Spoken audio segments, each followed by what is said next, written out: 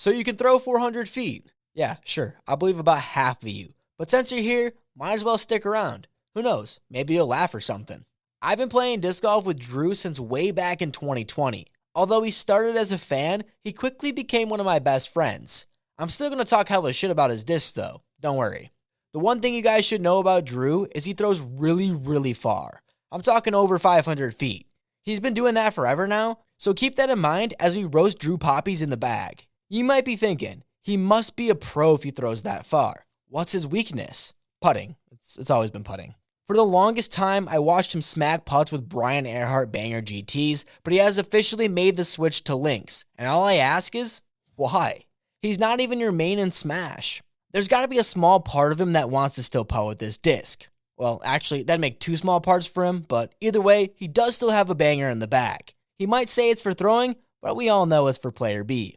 Since college, I've seen Drew throw this yellow A5 like it's money. He's been telling me for years that I need to try it out, and if you keep watching, you'll see my first throw with it ever. He also let me toss this Grimace dyed A5, which in my opinion was way better. I mean, look at that thing. Okay, I know I just said Drew's been telling me to bag that disc, but from about the first day I met him, he's been trying to get me to throw a Buzz SS. But I'm more stubborn than a no-fapper in November, so I would never give it the time of day. Unlike me, Drew isn't a shitty friend. And he gifted me this dope 2013 Memorial Stamp and AB Buzz SS. My favorite player and tournament. Yeah, Drew's fucking awesome. Get you a friend like him.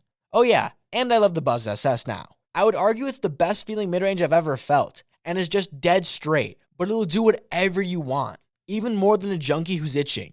I'm going to do a full video about this disc soon, so make sure to subscribe to not miss out on me sucking off this disc. And since I know you want to hear it, you were right, Drew. But not about the OG Buzz. I'm sorry, but that's where I draw the line. And I would even go far enough to say this is one of the most overrated mid-ranges of all time.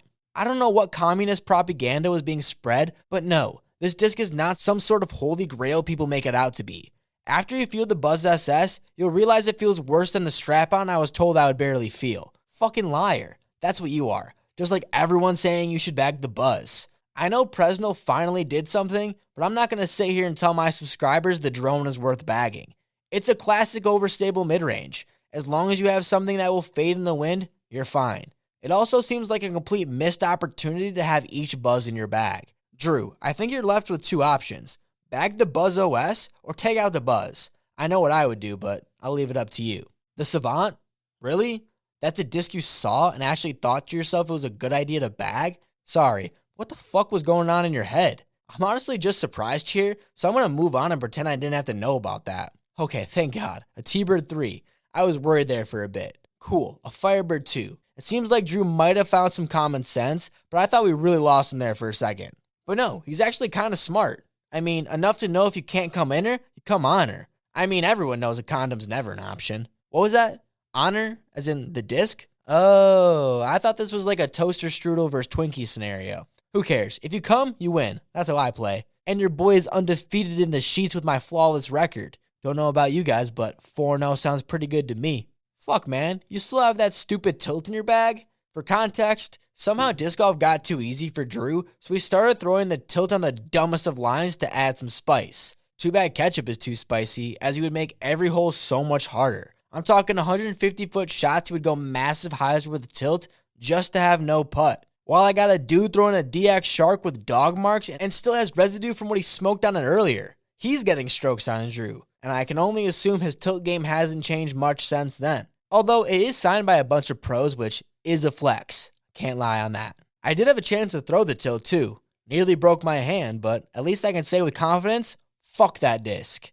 Before we head into the driver selection, we're going to switch directions for a second. While I was following the Disc Golf Pro Tour, Drew was an absolute homie and bought us an Airbnb for the week. So instead of sleeping in the passenger seat of a minivan, I had a bed. Well, couch, but at least it's not in a Cracker Barrel parking lot. After more than 3 months of not playing around together, after we lived with each other, we had to play as much disc golf as possible. So that's what we did. And eventually, we had the bright idea of switching bags for a round. We went out to a small 9-hole course, only to find out there were some bombs. So I had a chance to test out some of the distance drivers. I should first mention that Drew and I don't really have the same disc golf game. I like flippy discs that I put hella hyzer on so it continues to flip up down the fairway with a full flight. while Drew can throw beefy discs far as fuck for no reason. So here's how those discs fly for me. Hole 1 wasn't what I was expecting when we talked about a Lil 9 hole. Starting with the 400-foot plus downhill shot, I quickly learned that Drew and I's definition of flippy is quite different.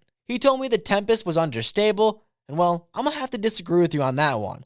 Granted, it was the first shot of the day, and hey, at least I didn't throw it into the ground as Drew does with a disc that I don't even bag yet. I had to go back to my roots and pull out this zone, which I'm now just realizing Drew didn't put on the list. Way to go, Goofy. I'd have actually said something positive about it too. Your loss. First putt with the link went in, even though they feel grosser than these T-pads. The good thing about using these discs is at least I can count on there being a destroyer. Drew had the new Owen Scoggins commemorative stamped in this sick pink lemonade combo, so you know I had to throw that thing. It's annoying when I put all my might into that throw, only for Drew to be my dick's length away from the hill and still throw it as far.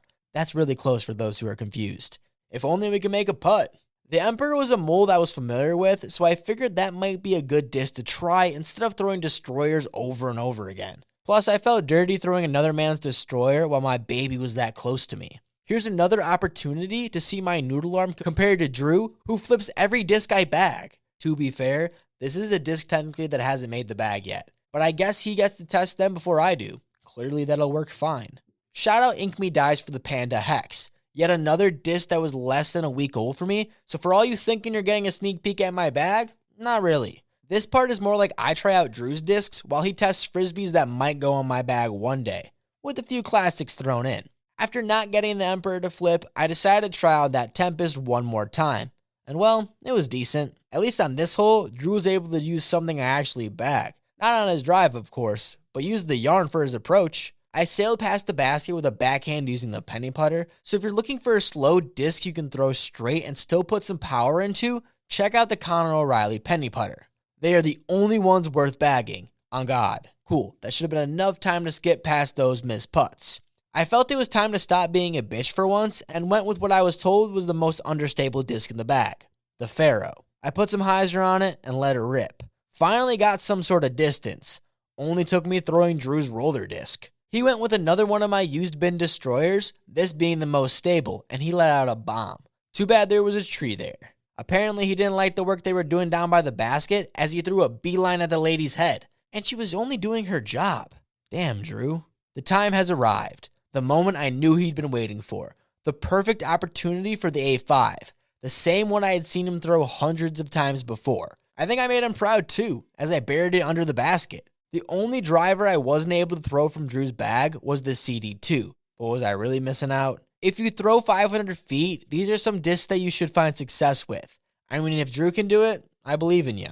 I think the key takeaways come from the driver selection. Obviously, you're going to find a destroyer even when you try to escape this disc. If you throw far, this is what you're going to bag. Go ask every pro sponsored by Castaplast. But Drew was telling me the disc he can get over 500 feet every time guaranteed is actually the Emperor, sacrificing a bit of control for some more distance. Isn't that big of a deal in wide open scenarios, especially when that distance might be crucial. Let the disc do the work rather than muscling up on something beefier. In my opinion, that's where I see most problems come from. When people try and force something, rather let the equipment do the hard part. Who cares if you have to throw something flippier? Doesn't make you any less of a man. It'll make you a pussy, but come on, that's how the world keeps spinning. If you're on the crest of a new distance PR, try and find a disc that is more understable. If it turns into a roller, put some hyzer on it and watch it fly. I'm not saying everyone will find success with these discs, but like I said, Drew is a prime example of someone who consistently throws 500 feet. Not like you guys lying in the comments, but I've seen this shit in person. So say these discs won't work for you, I won't believe it. Not saying you have to bag them. Don't worry, I wouldn't either. But this should give you big arms a base at what you should be throwing instead of whatever you got right now. Shout out Drew for letting me roast his bag and hooking it up with the Airbnb for the week. Roast him in the comments so he's forced to be in more videos. The world needs more Drew Poppy content. If you enjoyed, make sure to drop a like and subscribe. It seriously helps out the channel. And once I hit 2,000 subscribers, I'm going to be ranking every single Innova disc ever made. So if you want to see that, you know what to do. Oh yeah, and if you want to see some of the worst types of disc golfers, check out the video right here. Try it. Yeah, it's too close to the fence. Hasn't anyone ever told you not to, you can't feel like if I could like swing it this way, I could. I don't think so.